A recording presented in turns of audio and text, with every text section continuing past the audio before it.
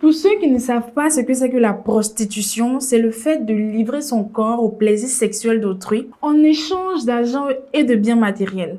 Maintenant, parlons de ce fléau-là dans le milieu du showbiz, tant national comme international. Bienvenue dans Coup de cœur, Coup de gueule.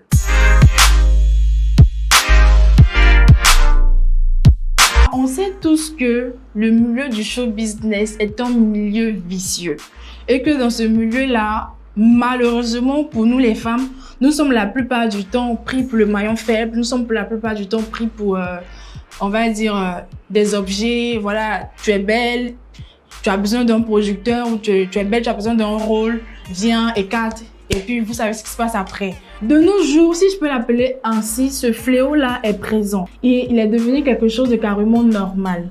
Dans le sens où de plus en plus de femmes du show business se voient faire face à des propositions indécentes en échange de partenariats, de rôles, de production, de réalisation et autres. Aucune femme, je dis bien aucune femme ne doit avoir à faire face à ce genre de proposition, c'est carrément absurde. Déjà, nous ne sommes pas des objets, il faudrait savoir. Et il y a certaines femmes qui, bien évidemment, refusent ce genre de proposition. Et il y en a qui trouvent ça normal, qui vont encore plus loin, qui acceptent.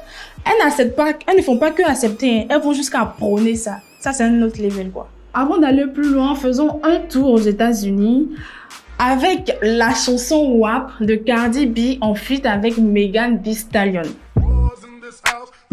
La chanson en elle-même est une chanson très sexuelle. Et là encore n'est pas mon problème, vous voyez. Du coup, pourquoi la chanson en elle-même me gêne? Il y a certaines parties de cette chanson-là qui prônent la prostitution. En fait, ce qui est dommage, c'est que d'un côté, il y a ces femmes-là qui militent, qui se battent, qui marchent pour être bien traitées dans ce milieu, qui font tout en fait pour ne pas être objectisées dans le showbiz. Et il y a celles-là qui, pour elles, c'est quelque chose de normal, c'est quelque chose dont il faut vanter les mérites.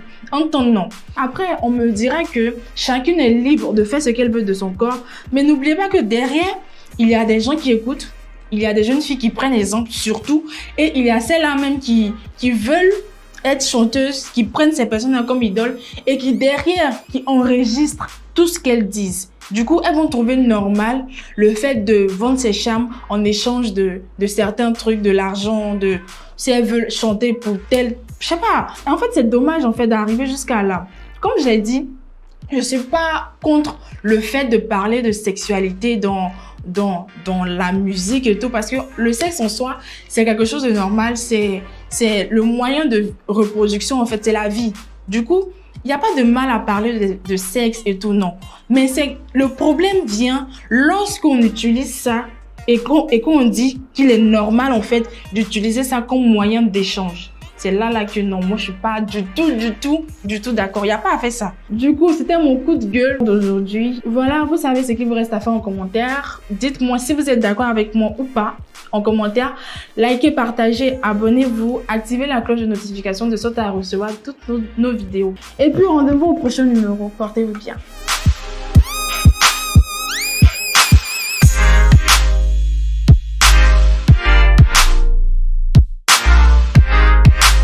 C'est voilé. Sincèrement, c'est voilé. Mais ça existe. Celles qui sont dedans savent. Elles vont faire genre, non, ça existe.